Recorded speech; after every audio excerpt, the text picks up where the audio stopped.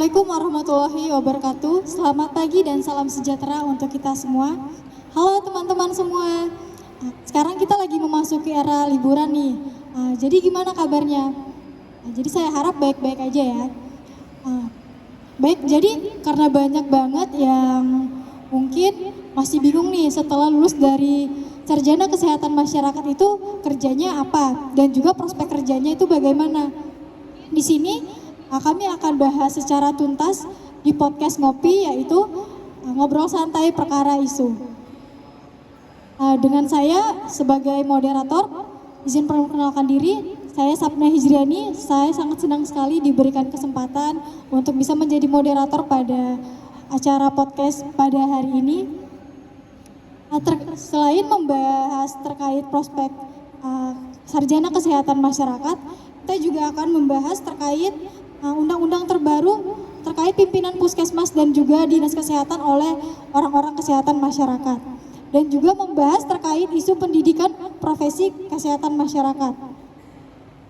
Hari ini saya bersama narasumber yang sangat istimewa bersama Bapak Ainur Rahman MKes PhD.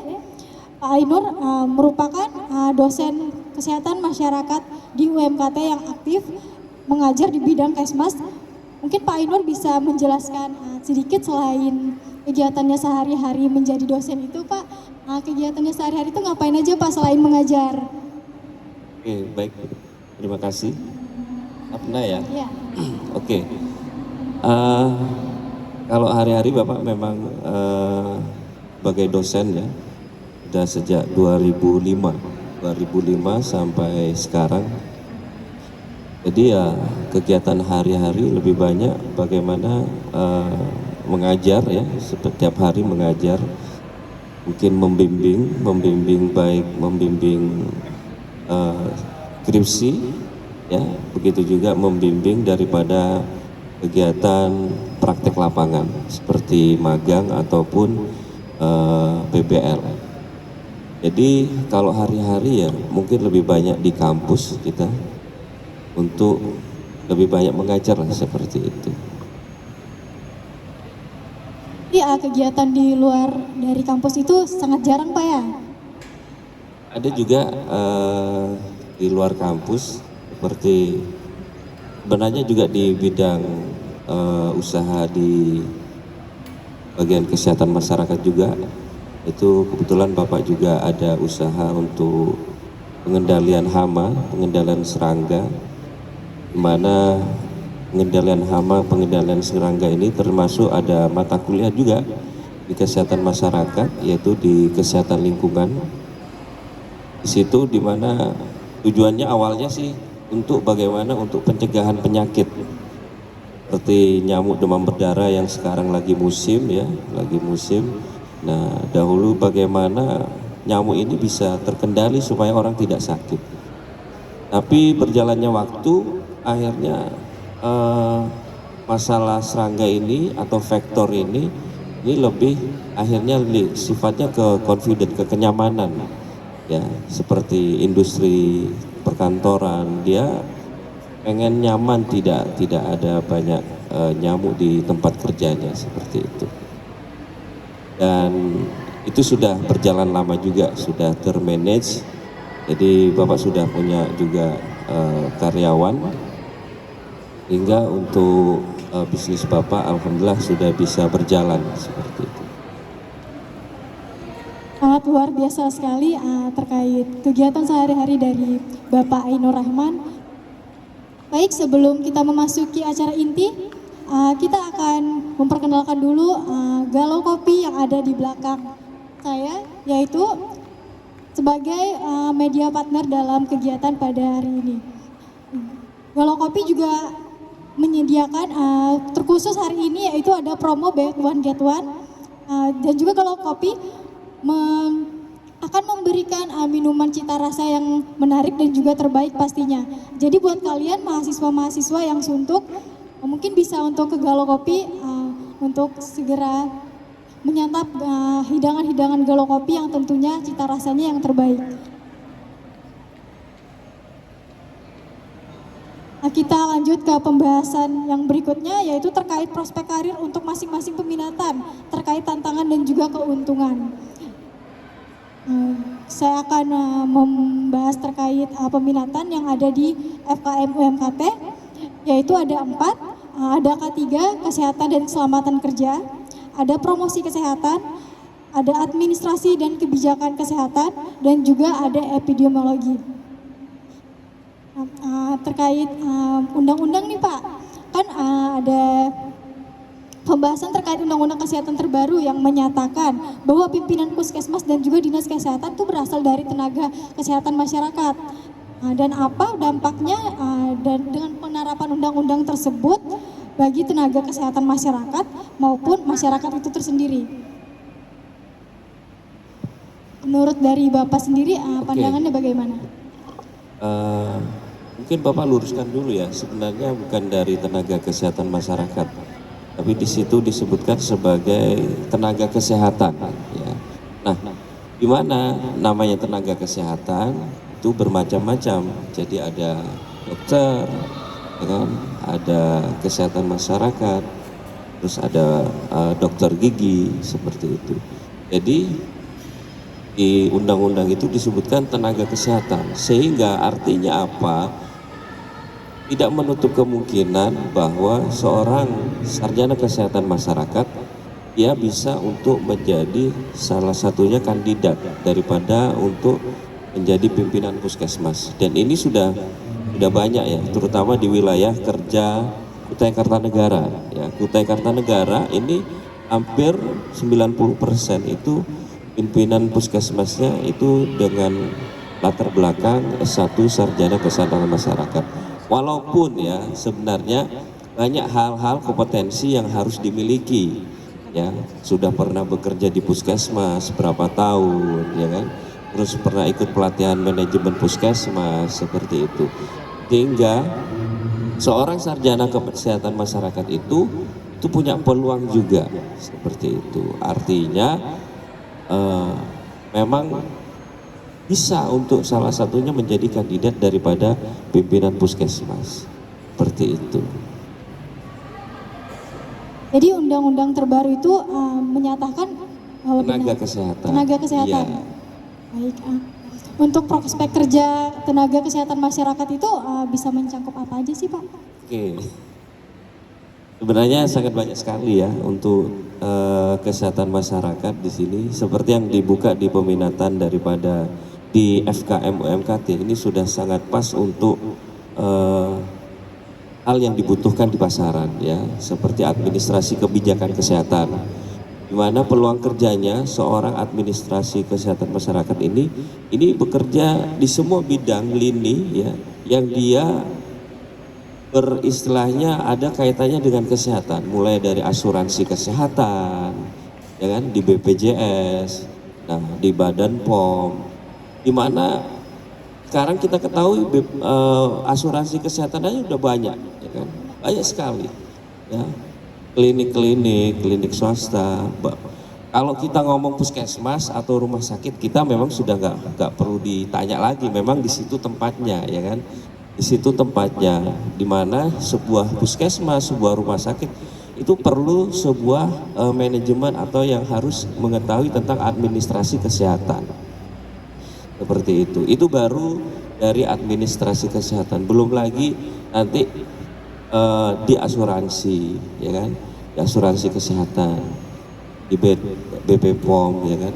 Nah, itu semua lembaga-lembaga yang dia terkait dengan kesehatan itu perlu yang namanya administrasi kesehatan, pasti seperti itu. Itu yang pertama ya. Yang kedua, bagian K3 ya kan, salah satu daripada peminatan di FKM Kesmas UMKT ini adalah di bidang K3 ya, kesehatan kerja. Nah, alhamdulillah di UMKT ini memang setiap mereka sebelum lulus mereka diwajibkan untuk mengikuti, ya, wajib ini. Jadi kemarin sempat ditawar-tawar, gimana Bu kalau enggak? Tidak ya, kita wajibkan. Kenapa? Karena ini untuk keperluan kalian sendiri juga. Sehingga apa? lulus dari FKM bukan hanya S1 Sarjana Kesehatan Masyarakat, juga mereka mempunyai sertifikat ya yang sudah berlabel BNSP, sehingga mereka memang layak untuk menjadi seorang ahli K3 umum. Ya, di mana di situ pelatihannya bukan sehari 2 hari, ya bisa seminggu, ada prakteknya, nanti ada uji kompetensinya. Ya, uji kompetensi itu bukan badan pelembag yang mengadakan itu. Jadi uji kompetensinya itu dari BNSP ya, yang ditunjuk dari pusat untuk uji kompetensi daripada K3 umumnya anak-anak Kesmas yang mengikuti pelatihan itu. Sehingga mereka betul-betul layak nanti setelah lulus mereka punya kompetensi untuk bagaimana membuat program K3 ya. Nah, kita tahu kalau K3 itu banyak ya, di Kaltim ini berapa perusahaan tambang batu bara ya. Jangan sampai perusahaan itu dia terjadi insiden atau kecelakaan kerja atau bahkan sampai fatality ya, sampai meninggal. Ini kan menjadi masalah ya, menjadi masalah yang besar, sehingga di situ perlu K3. Nah, K3 ini tidak hanya di tambang ya. Kemarin Bapak ke Bank BI, Bank Indonesia di Balikpapan, itu ada K3-nya. Iya. Jadi di BI itu sudah ada staf khusus K3, dia 2 shift, pagi 2 orang, malam 2 orang. Gitu Pak? Iya. Jadi berarti satu bank saja itu perlu bahasanya ada orang K3-nya untuk mencegah terjadinya kecelakaan kerja. Nah, padahal itu di bank ya. Bahayanya apa sih di bank ya kan? Resikonya apa sih? Tapi ada orang K3-nya. Saya tanya, Mas ini punya sertifikat apa? Saya ada sertifikat ahli K3 umum Pak. Nah, sama dong dengan Kesmas ya, sama. Nah, kalau berarti peluang K3-nya itu banyak. Itu dari sisi K3 ya. Belum lagi nanti epidemiologi ya, untuk mencari bagaimana perjalanan sebuah penyakit, mencari menganalisa sumber atau awal terjadinya penyakit, itu seorang epidemiolog. Ya, epidemiologi ini tentunya tidak lepas kalau dia bekerja baik di puskesmas, ya terutama puskesmas kalau epidemiologi. Ya seperti sekarang ini lagi musim kasus DBD yang tinggi, ya kan? Kita cari sumbernya di mana nih? Ya, kita harus mencari di mana. Kalau enggak, masalah ini tidak akan selesai. Ya tidak akan selesai karena kita memang motonya kan lebih baik mencegah ya, daripada mengobati. Sehingga apa? Epidemiolog itu penting ya, penting. Itu yang ketiga. Yang keempat yaitu promosi kesehatan. Ya, bagian penyuluhan kesehatan. Orang tahunya kan itu ya, promosi kesehatan, lebih tahunya penyuluhan kesehatan. Padahal tidak. Ya, seorang promosi kesehatan bukan hanya dia penyuluhan, betul, bukan salah, betul juga. Jadi selain penyuluhan, seorang promosi kesehatan dia juga memikirkan bagaimana masyarakat atau orang yang menjadi target dia itu bisa berperilaku sehat. Ya, berperilaku sehat seperti apa, terus termasuk makanan yang dikonsumsinya seperti apa, kegiatan sehari-harinya seperti apa, dan kenapa orang kok banyak sekarang terjadi penyakit tidak menular juga tinggi, penyakit menular juga tinggi ya. Kita Indonesia kan diserang 2 itu, penyakit menularnya tinggi ya, dan penyakit tidak menularnya juga tinggi ya, jantung ya kan, diabetes ya kan, itu tinggi juga kita. Nah, ini kenapa? Nah di situ seorang promosi kesehatan juga berpikir bagaimana orang itu dia supaya sehat. Dia supaya sehat itu seperti apa? Nah, dibuatlah itulah promosi kesehatan yang tentunya ya di mana kalau kita ngomong masalah di puskesmas oke ya. puskesmas, di rumah sakit wajib.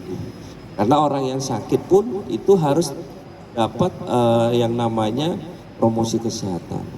Dan promosi kesehatan itu tidak hanya kepada pasien, ya. Kalau di rumah sakit tidak hanya pada pasien, tapi edukasi kita kepada juga keluarga pasien. Karena orang sehat itu tidak hanya dari individu, ya, tapi juga support daripada keluarga. Nah, di situ peran daripada seorang promosi kesehatan. Terkait isu juga Pak, terkait promosi kesehatan itu kan sama dengan penyuluhan kesehatan tadi, tapi Bapak bilang tadi tidak hanya itu, berarti promosi kesehatan ini bisa langsung ke masyarakat desa terpencil juga selain ke rumah sakit berarti Pak? Iya, ya kalau di puskesmas nanti akan banyaknya terjun di masyarakat, ya, karena di mana puskesmas menjadi tameng kita di awal, ya, untuk upaya preventif, ya, upaya promotif dan preventif itu sekarang lebih banyak di puskesmas. Makanya kenapa sekarang puskesmas tidak seperti mungkin 2-3 tahun lalu. Puskesmas dulu ada rawat inap, ya kan? Puskesmas itu dulu ada rawat inap, sekarang sudah berubah. Ya, puskesmas lagi tidak ada lagi yang namanya rawat inap, tapi dia 1x24 jam puskesmas itu siap untuk melayani terutama IGD-nya, ya, sama yang kedua untuk persalinan, ya, untuk persalinan. Sehingga puskesmas itu sekarang hampir lebih banyak bagaimana dia untuk upaya promotif dan preventif. Jadi memang ya terjun ke masyarakat untuk memberikan edukasi, ya, terkait bagaimana pencegahan penyakit, ya, mulai dari ISPA, daripada penyakit menular, penyakit tidak menular. Nah, itu PR kita. Memang Kesmas nih banyak, ya. Makanya kalau bingung kerjaannya apa Kesmas, saking banyaknya mungkin, ya, saking banyaknya, dan itu semua ada peluang kerjaannya, ya, semua ada. Hingga menurut Bapak, ya memang di situ bidang Kesmas. Tinggal kalian saja bagaimana kuliahnya ini sungguh-sungguh enggak, kan gitu loh, bener enggak. Tapi kalau kalian nih punya potensi, ya, punya bahasanya memang disiplin yang tinggi, berkomitmen, ya, kita mau sekolah untuk betul-betul mencari ilmu, insya Allah kalau di Kesmas itu bukan hanya kalian cari kerja, tapi kadang pekerjaan yang cari kalian. Karena banyak anak-anak di Kesmas yang dia magang baik di K3-nya puskesmas, ya, itu kalau ya bagian promkes misalnya, dia tahu, makanya di promkes juga diajari bagaimana buat media, ya, buat media itu seperti apa, buat PPT yang bagus seperti apa, poster seperti apa, sehingga apa, kadang Pinpus tuh senang, ini pinter juga nih, akhirnya kadang ya udah kamu di sini aja, seperti itu, banyak hampir seperti itu. Ya. Kalau bagi menurut Bapak nih potensi apa saja sih bagi peminatan yang ada di Kesmas ini, potensi kerja apa saja untuk mereka nih yang baru lulus seperti itu Pak, ada di peminatan yang Bapak sebutkan tadi? Potensinya? Kerjanya. Mereka itu seperti yang sesuai di bidang masing-masing, ya, di bidang masing-masing. Kalau administrasi kesehatan dia harus memang yang dibekali, ya, minimal Word sama Excel dia harus paham. Tidak hanya itu, yang kedua itu bagaimana dia melakukan perencanaan, ya, perencanaan. Yang ketiga bagaimana dia tahu juga manajemen untuk bagaimana orang mengklaim sebuah asuransi, ya, asuransi kesehatan itu seperti apa. Mereka tuh harus rujukannya seperti apa. Masyarakat nih kalau dia nggak punya BPJS tuh bagaimana? Dia harus mengadu kemana? Ya, tapi yang lebih banyak seorang administrasi kesehatan dia juga bikin perencanaan.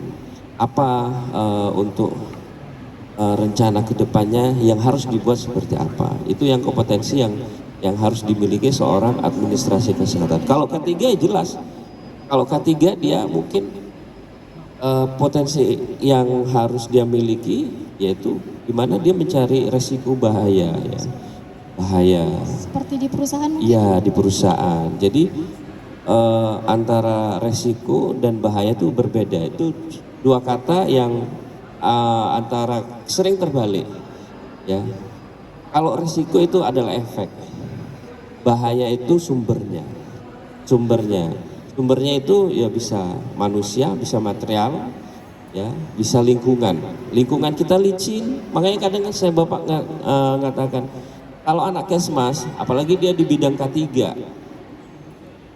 di rumah sakit kok katanya nggak ada kerjaan, bukan nggak ada kerjaan, ya, banyak faktor bahaya di lingkungan Anda, ya, mulai dari lantai mungkin kamar mandi, mungkin dia berlumut, itu juga bahaya. Resikonya apa? Terjatuh. Pasien udah pusing-pusing nih, lantainya licin. Menurut Bapak hazard itu bisa di mana Iya, saja? di mana saja, ya. Nah, itu anak ketiga dia potensi itu yang harus yang dibekali kepada mereka, sehingga mereka sudah terbiasa untuk menganalisa, sehingga kalau di K3 kan bahasanya membuat JSA ya, atau HIRA seperti itu, sehingga mereka mengantisipasi apa yang harus dilakukan, terus programnya seperti apa, ya, program. Begitu juga seorang epidemiolog, ya, epidemiolog dia banyak kompetensinya, ya, yang harus dia bekali, ya, terutama. Kalau boleh tahu seperti apa, Pak? Oke, kalau epidemiolog dia kan harus mengetahui riwayat perjalanan penyakit seperti itu. Misalnya demam berdarah dia harus tahu sumbernya apa, agentnya tuh apa. Nah, agentnya ini berkembang biak di mana, ya. Terus dia bisa menular waktu kapan, ya. Nah, dia sumber-sumber daripada agent ini dia harus tahu, ya, sehingga nanti dia bisa melakukan yang namanya pencegahan di situ. Nah, pencegahan di situ. Kalau udah tahu, oh simpulnya di sini, kita akan tahu, oh apa yang harus kita putus mata rantai daripada penyakit itu. Ya. Sama juga diabetes kan ada yang faktor keturunan, ya kan, ada yang karena faktor pola hidup yang kurang sehat, ya kan. Sehingga seorang epidemiolog, oh ini kenapa ini? Ditanya dulu riwayatnya. Karena ini, oh sudah tahu. Berarti dia harus mengambil daripada faktor itu salah satunya sehingga tidak terjadi penyakit seperti itu. Nah, itu seorang epidemiolog, ya, mencari apa yang menjadi sumber penyakitnya itu apa. Untuk epidemiologi tersendiri itu ke penyakitnya, Pak? Ya, ke penyakit. Dan dari sumbernya juga? Dari sumbernya apa, sehingga seorang epidemiolog dia bisa melakukan pencegahan. Kalau promkes ini bagian corongnya bahasanya, yang mempromosikan seperti itu. Supaya apa? Hasil analisa baik daripada epidemiolog, dari orang K3, biasanya seperti itu ya. Itu disimulasi menjadi sebuah promosi kesehatan atau edukasi kesehatan yang menarik, ya, yang menarik, sehingga orang itu ada perubahan. Memang sih kita mau merubah perilaku itu tidak mudah, ya, tidak mudah. Kadang orang sudah tahu bahwa di perusahaan itu wajib menggunakan APD, tapi kadang ada aja karyawan yang pakai, ada yang tidak. Nah, di situ pentingnya seorang promosi, ya, mungkin entah dia menggunakan media poster atau standing banner, ya, seperti itu, atau apa yang dibuat program itu, ya, sehingga apa pesan daripada pentingnya APD itu bisa tersampaikan, ya, bisa tersampaikan. Memang manusia ini unik, ya, setelah dikasih edukasi, ya ingat mengerjakan, tapi berjalannya waktu nanti lupa lagi, bukan bahasa lupa. Memang manusia itu unik, ya, punya art seni, ya, Sehingga memang kita sebagai seorang yang punya kompetensi di situ, memang kita harus selalu di situ untuk konsisten.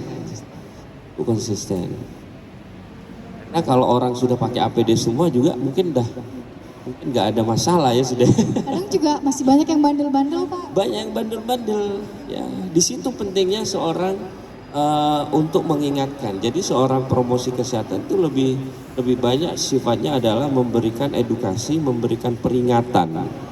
Ya, memberikan peringatan, ini loh bahayanya kalau kamu nggak kena APD itu ini. Ini loh bahaya kalau kamu nggak pakai masker. Memang kalau masih muda kayak kalian nih nggak terasa ya, tapi kalau udah umur 40 ke atas, nah ini mulai terasa dampaknya. Ya, seperti itu. Sehingga itu kompetensi yang dimiliki daripada seorang kesehatan masyarakat. Ya, seperti itu. Jadi memang luas ya kesehatan masyarakat. Tapi Bapak sarankan memang sejak adiknya masih semester berapa? Semester 2. Semester 2 sudah mulai. Saya ini sebenarnya senangnya di apa ya? Pak, Saya minatnya kalau di apa? menurut Bapak, saya kan semester 2, apakah saya perlu persiapan untuk memikirkan peminatan saya untuk saya ambil ke depannya atau gimana, kayak nanti aja gitu? Nanti akan terlihat di nilai kamu. Kan kita juga di Prodik itu di Kesmas biasanya yang wajib, yang boleh di peminatan ini ada standarnya. Kamu minat K3 tapi nilai dasar K3-mu nilainya jelek. Berarti kan hanya ikut-ikutan. Ya kan, hanya ikut-ikutan begitu. Jadi memang nanti akan terlihat daripada apa sebenarnya kamu yang inginkan tuh apa, nanti terlihat di nilai-nilainya Anda. Makanya yang penting Anda sekarang adalah belajar dan belajar. Semester 2 ini belajar. Ya udah. Kesenangan orang tua yang diharapkan nanti kalau kamu masih sekolah ya itu. Mana kamu nilainya bagus. Ya kan? Punya akhlak yang baik. Nah, nanti akan terlihat. Saya sebenarnya kayaknya senang di ini deh. Seperti itu. Ya, kalau kamu udah nilainya bagus semua, aman saja. Berarti kamu milih itu masih bisa diterima ya, seperti itu. Mungkin kalau saya mungkin memilih peminatan, mungkin itu tergantung dari skill yang saya punya sebelumnya atau nilai-nilai yang saya punya sebelumnya, seperti itu. Ya skill itu kan dari Anda ya, dan Anda yang tahu. Saya itu orangnya adalah ini. Ya. Orangnya saya itu seperti ini, ya. Dan itu harus Anda ketahui apa sih? Kalau kita di dosen dulu waktu kita mengisi daripada untuk lulus sertifikasi dosen itu ditanya, ada lembaran yang harus diisi, apa kelebihan Anda, terus apa kekurangan Anda, ya. Itu yang harus diketahui. Ya.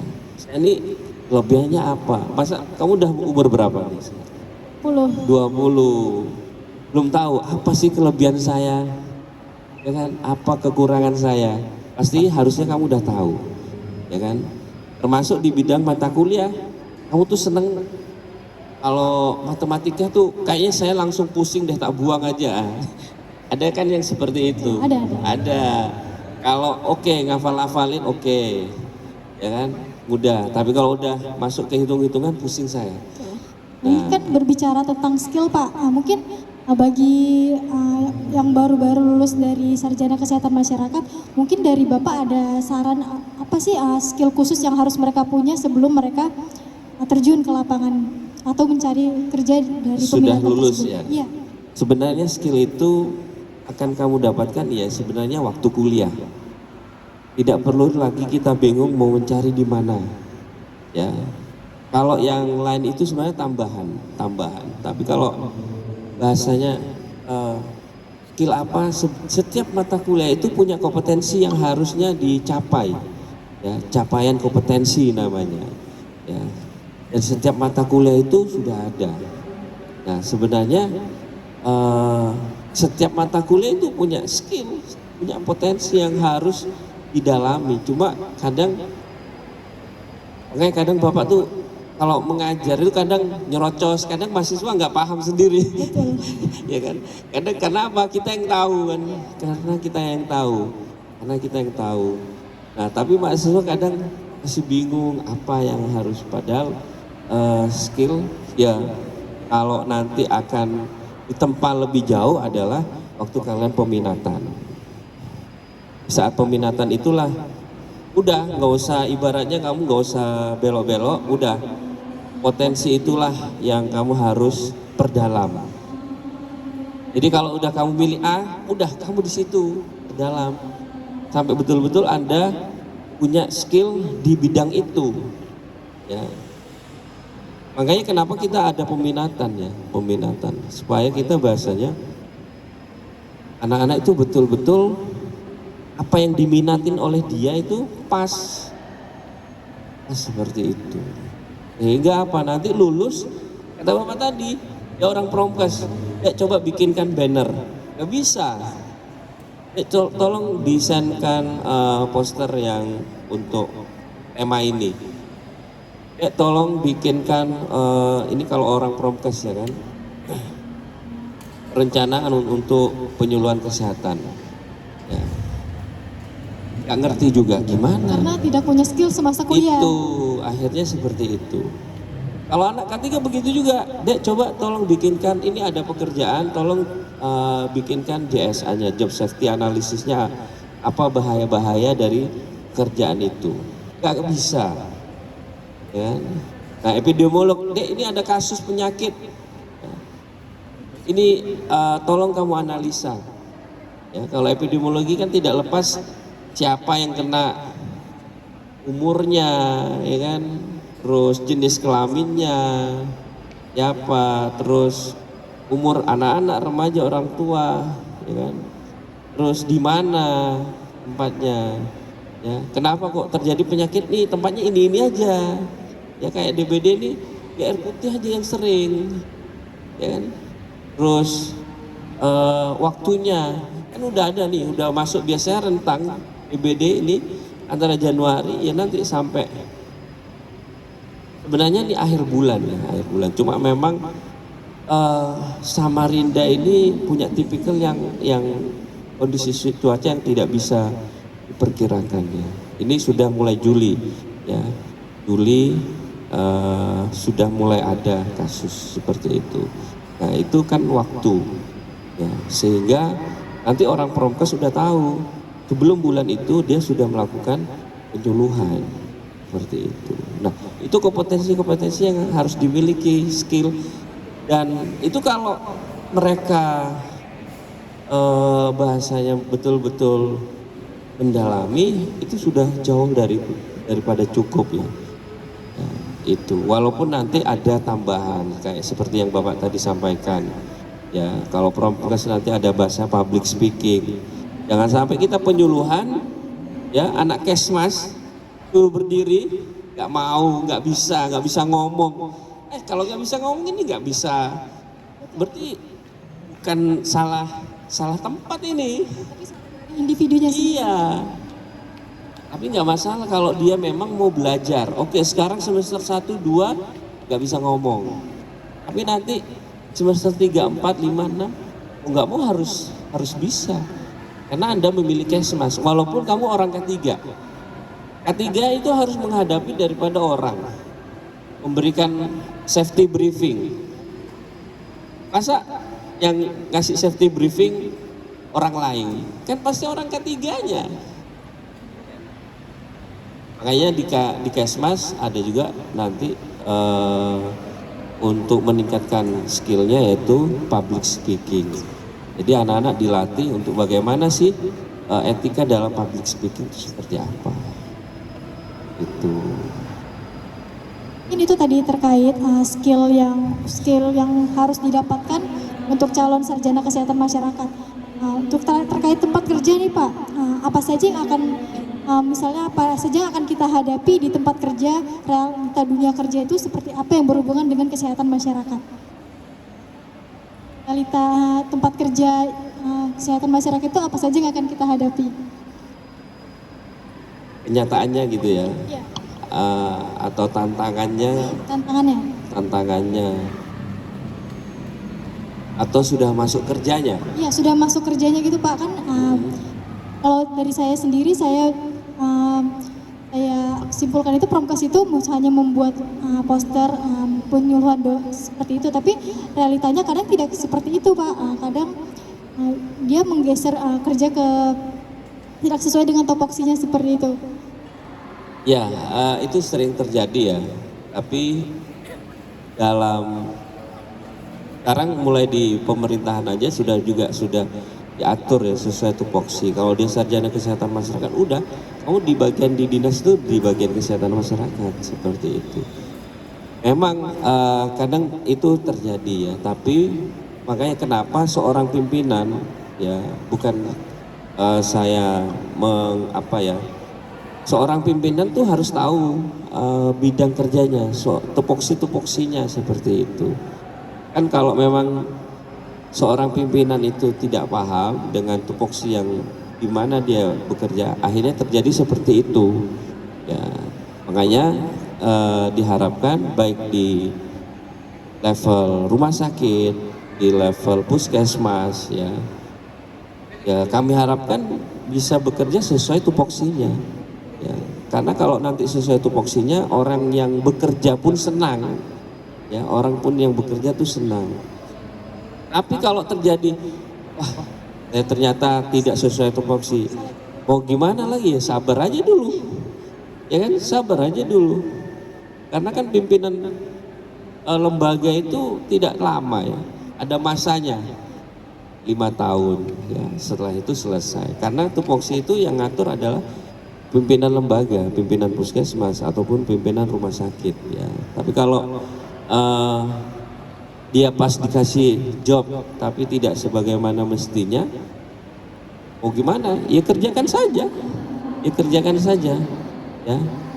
Tapi jangan mengharapkan maksimal, ya. Karena apa? Itu bukan bidang dia, ya. Tapi kalau sudah sesuai bidangnya, terus dia bekerja sesuai bidangnya, ya harusnya maksimal. Nah, itu yang diharapkan. Jadi matching dia antara kompetensi dengan tupoksinya sama, sehingga diharapkan maksimal. Tapi kalau nanti ternyata ya tidak sesuai, ya sabar aja dulu, ya kan, sabar saja dulu seperti itu. Dan juga namanya di dunia kerja memang banyak ya, kadang itu dari faktor tupoksi, ya kan. Belum lagi nanti dari faktor suasana kerja, ya, lingkungan kerja dari secara psikososialnya, secara psikologisnya, kepuasan kerjanya. Nah, itu kadang memang kadang tidak kurang pas, ya kan. Tapi saya pernah nasihati kawan juga, ya udah, bahasanya kalau kamu bekerja udah sesuai, ya udah, gak usah mendengarkan omongan orang yang, kalau kita selalu dengarkan omongan orang yang tidak sesuai dengan realita, ya kadang kita sakit hati gitu kan. Ya sudah, yang penting kita jalankan tugas kita apa, udah jalankan. Karena ya namanya dalam dunia kerja ya, gak tahu kita kan orang, ada yang senang, ada yang suka, ada yang iri, ada yang gak suka. Itu dunia kerja seperti itu. Tapi yang penting apa tugas kita kerjakan. Ya, serah seperti apa. Yang penting amanah yang kita diberikan kita bisa jalankan seperti itu. Terkait realitanya seperti itu. Ini masih banyak penasaran Pak, masih mau banyak bertanya, tapi mungkin sebelum itu untuk lebih santai diminum dulu Pak kopinya Pak. Iya. Ini dari apa nih? Kopi apa nih? Dari Galau Kopi. Galau Kopi. Iya, benar. Kita coba ya.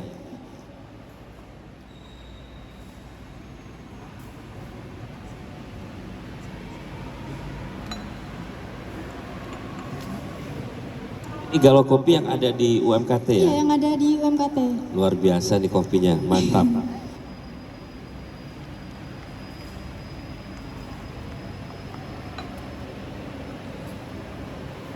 Menurut Bapak gimana rasanya? Enak? Kalau rasa sudah enak, tinggal lihat harganya. Kalau harga kan harus Harganya terjangkau kok Pak. murah ya. Murah untuk kalangan mahasiswa. Berarti cocok buat mahasiswa nih. Cocok banget. Tidak salah lagi kalau gitu.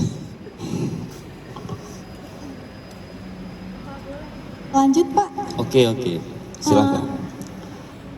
Terkait apakah terkait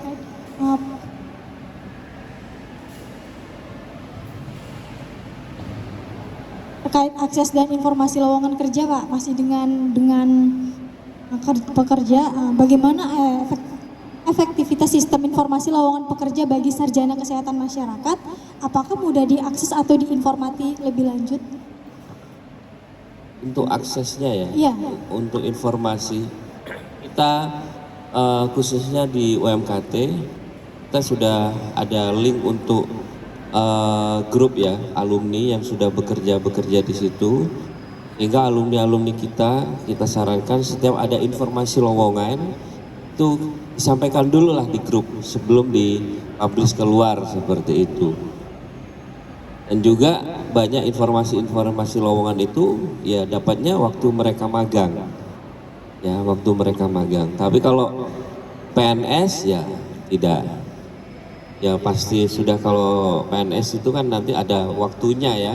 Ada bulannya, bulan berapa yang itu sudah informasi daripada pemerintah ya, untuk kebutuhan PNS. Tapi kebanyakan daripada lowongan pekerjaan itu lebih banyak adalah dari alumni ya, dari alumni sehingga mereka bisa bekerja di tempat dia bekerja.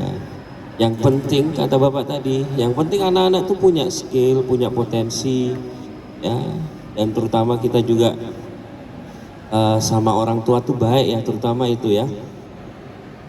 Jangan sampai kita walaupun sudah sarjana sama orang tua berani atau apa. Nah, punya skill, punya attitude yang baik pada kawan, pada keluarga, pada orang tua. Itu siapa yang tidak mau menarik dia untuk bekerja, ya kan? Sekarang yang membuat kadang orang tuh bingung atau susah cari pekerja, ya kan? Ya, pertama potensi, yang kedua attitude, ya, etika pada keluarga, pada teman, ya. Itu bahasanya dalam kita namanya soft skill. Makanya di UMKT jangan harap kalian lulus, walaupun nilai kalian udah lulus semua, tapi di life skill kalian tidak bagus, tidak lulus, jangan harap bisa lulus, bisa wisuda. Nah, kenapa? Karena tidak hanya otak saja yang kita kasih daripada pencerahan, tapi dari hati kita juga. Makanya di UMKT ini ada syarat untuk lulus, dia harus lulus juga life skill ya, dalam berorganisasi. Kalau yang muslim dia harus bisa mengaji ya, hingga terbentuk etika, attitude yang baik ya, itu yang diharapkan. Kalau udah punya skill, punya attitude, udah bahasanya kita apa ya, kalau pekerjaan ini kalau udah dia magang, oke, kita magang. Kan orang tuh kadang udah bekerja, sudah kerja nih, bisa aja dia dikeluarkan. Ya, banyak begitu. Mungkin dia bahasanya kalau kita kan sistem kontrak dulu. Ada yang 3 bulan, ada yang 6 bulan, ada yang 1 tahun, dilihat skillnya gimana. Ya, terus attitude-nya seperti apa. Tapi kalau udah skillnya pas-pasan, attitude-nya kurang bagus, ya kan? Ya gak bertahan lama. Tapi kalau dia punya skill, punya attitude yang baik, ya pada kawan, pada rekan, pada keluarga, terutama pada orang tua, dia akan tetap bertahan. Soal attitude dan juga skill, itu dan juga sikap yang dia punya, berarti tidak hanya tergantung pada nilai Pak ya, kalau kesimpulannya? Iya betul. Kadang ada orang pintar tapi dia tidak punya etika.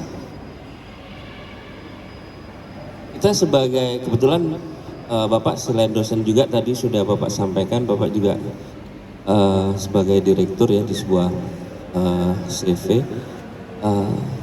Bapak lihat daripada karyawan tuh kalau dia dia bagus tapi nggak punya etika. Sedangkan kita itu pekerjaannya, apalagi di bidang kesmas, itu selalu berhubungan dengan orang, dengan manusia, dengan human, ya, yang dia punya hati seperti itu. Ketemu seorang mungkin sama manajer, terus dia lari, tidak pengen ketemu, ya kan seperti seolah-olah secara psikologis ini ada apa kok dia nggak berani bertemu begitu, ya kan? Tapi kalau dia punya etika yang baik, ya kan? Punya skill, pasti orang akan senang, ya. Makanya ya kita dalam bekerja kita maksimalkan, tidak ada kekurangan. Tapi kalau ada kesalahan, akui, ya, akui. Karena orang yang hebat tuh salah satunya dia mau mengakui kesalahannya dan tidak mengulangi kesalahan yang baru. Kalau dia mengulangi kesalahan yang baru kan berarti orang bodoh, ya. Mengulangi kesalahan yang sama, ya. Nah, tapi kalau dia memang punya skill, ya udah. Kalau dia salah, akui salah, akui saya memang ada salah, ya. Kita benahi. Jangan sampai kita melakukan kesalahan yang sama. Nah, tapi kalau dia udah dikasih tahu salah lagi, udah 6 bulan selesai dia mungkin. Iya, monggo mungkin seperti itu. Atau bahasanya kontraknya tidak diperpanjang.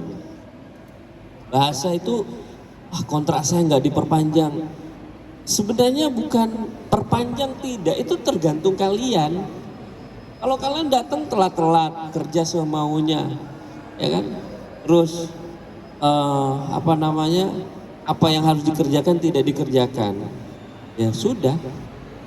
Bapak kan juga di sektor jasa, ya. Namanya jasa, kalau performanya itu kurang bagus, ya sudah selesai, ya. Tapi kalau kita bekerja baik, ya profesional, itu walaupun kadang kita putus kontrak nih dengan pesaing nih, dengan perusahaan lain nih, ada masalah, ya, tapi ternyata perusahaan lain tidak lebih baik, maka kita akan dipanggil lagi. Sama juga pekerja dia kalau punya potensi, punya attitude, ya kan, ya bahasa diperpanjang tuh mungkin nggak ada, ya.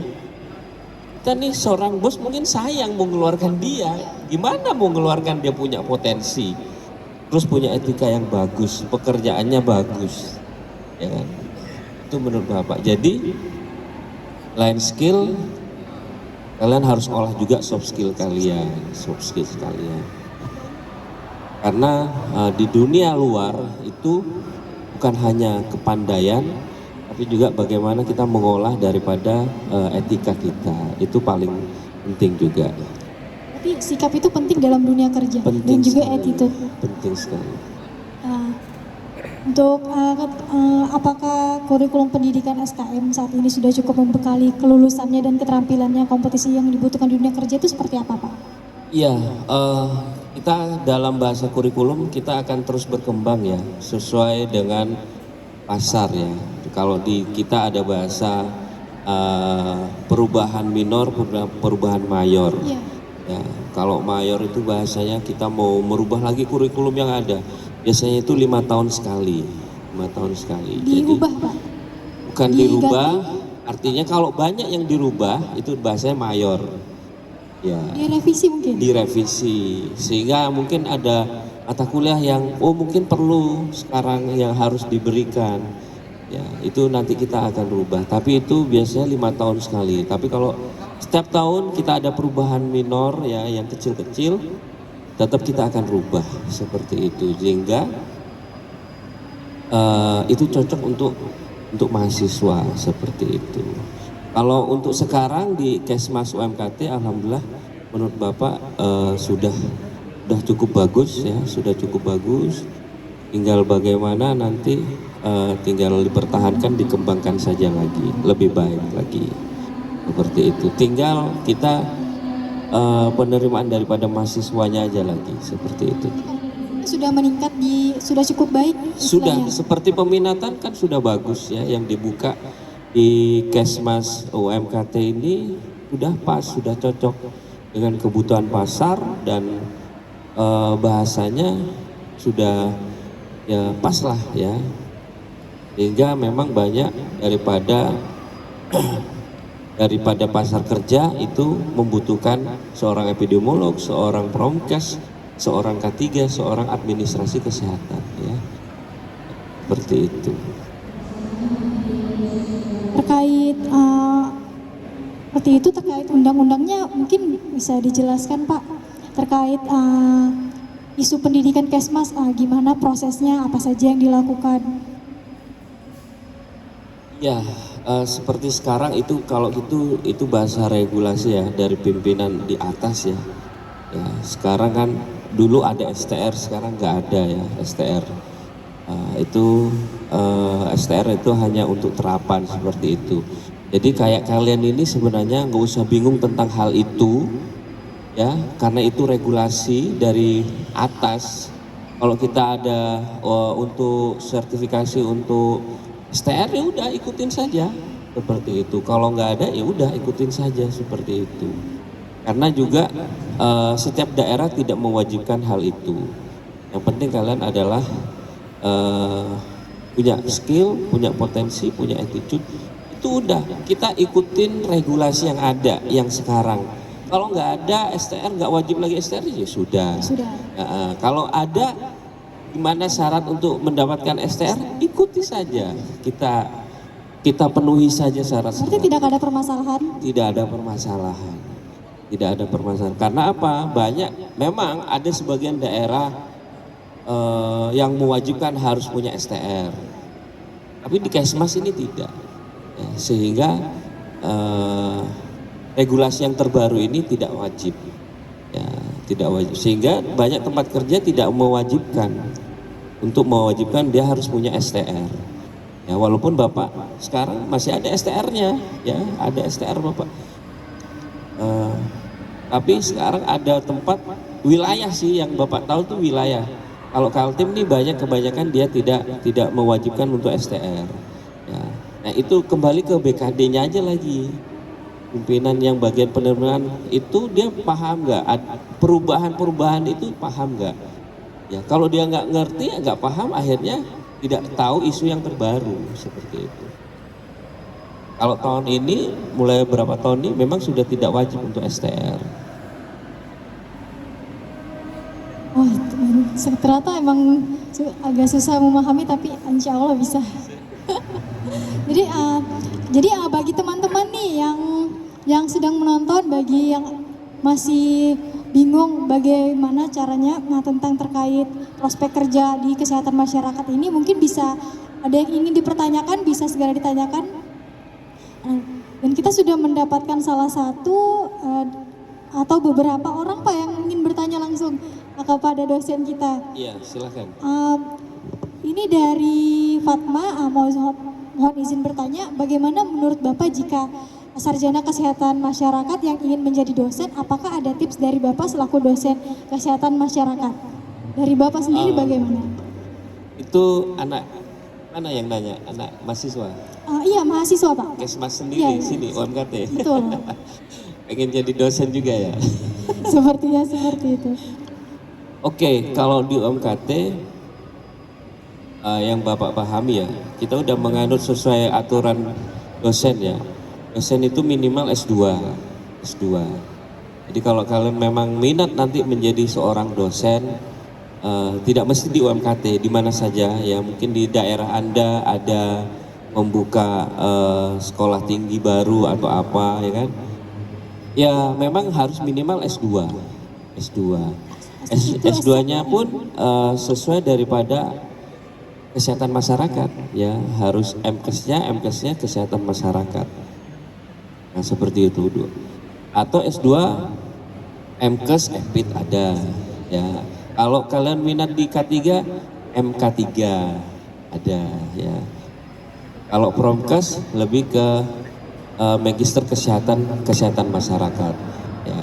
Jadi memang kalau mau jadi dosen ya harus minimal S2 dan sekarang udah banyak sih beasiswa ya di luar negeri yang memberikan untuk beasiswa ya. Makanya kalau ada yang memang minat menjadi dosen, ya itu salah satu peluang daripada kesehatan masyarakat ya, jadi dosen. Karena memang banyak juga di terutama di UMKT ya, kita yang alumni hampir berapa orang ya menjadi dosen di Kesmas seperti itu. Mungkin ini tertarik banget Pak untuk jadi dosen di UMKT ini. Boleh, nggak ada masalah. Nanti tinggal HRD saja. Oh Ya, gitu. Bagi Kak Fatma mungkin bisa dipahami untuk ke HRD aja. Selanjutnya ada pertanyaan nih Pak dari Siti Nur Anissa. Jika kita berminat untuk masuk ke peminatan tentang K3, hal apa yang harus banget kita perhatikan Pak bisa membuat peluang kita lebih besar daripada pesaing yang lain? Ini terkait persaingan sepertinya. itu pertanyaannya ada dua ya, persiapan masuk K3 sama persaingan supaya bisa masuk kerja di K3 gitu ya. Misalnya seperti ini Pak, dia ingin masuk ke peminatan K3, tetapi dia takut karena posisinya nilai saya itu lebih tinggi. Jadi dia merasa tersaingi seperti itu Pak. Oh gitu. Ya memang kalau memang kayak kamu nih semester 2 nanti mata kuliah eksak ya, terutama eksak, kalau K3 eksak sama dasar K3 ya, itu memang yang wajib harus minimal lulus lah ya, B ya, B itu. Nah nanti bahasa persaingan memang banyak peminatnya K3 ya di Kesmas, hampir Banyak sekali. paling banyak kayaknya ya berdoa saja lagi. Sepertinya emang perlunya dari individu masing-masing, dari Iya, skill yang dia punya betul, sepertinya. Seperti itu. Baik, itu terkait pertanyaan-pertanyaan tadi. Mungkin ada beberapa audiens lagi yang ingin bertanya, dipersilahkan. Atau masih ada pertanyaan lagi?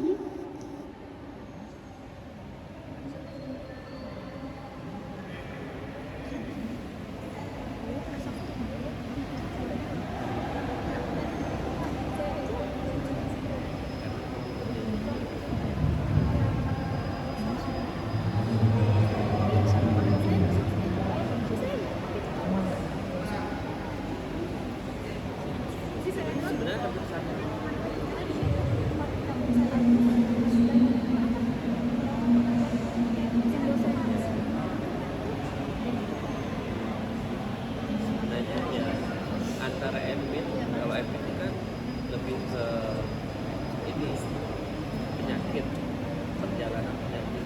Tapi kalau K3 perjalanan orang jadi kecelakaan kerja, itu hampir sama dia.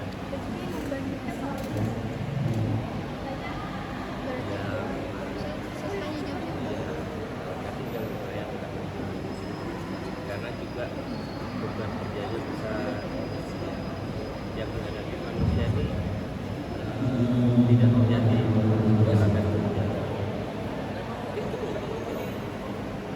Baik, apakah ada pertanyaan lagi dari audiens kita yang menonton?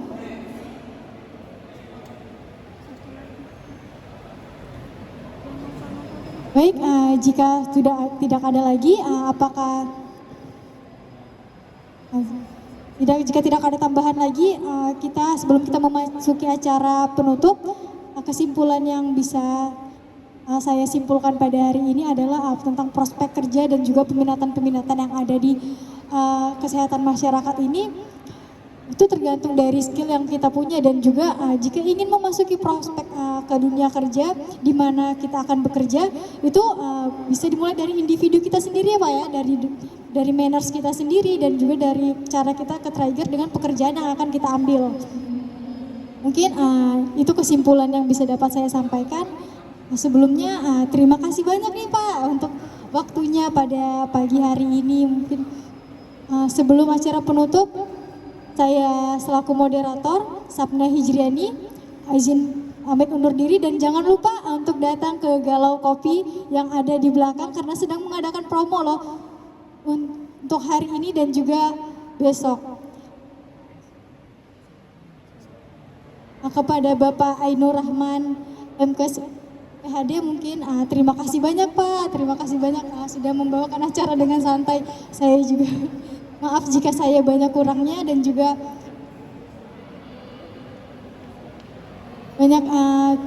saya berterima kasih kepada para penonton yang sudah menyempatkan waktunya untuk menonton acara pada hari ini.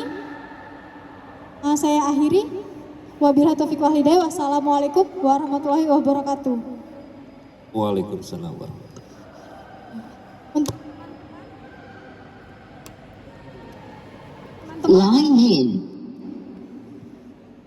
Untuk teman-teman mungkin bisa absen di IG Hima Kesmas ya. Sekarang.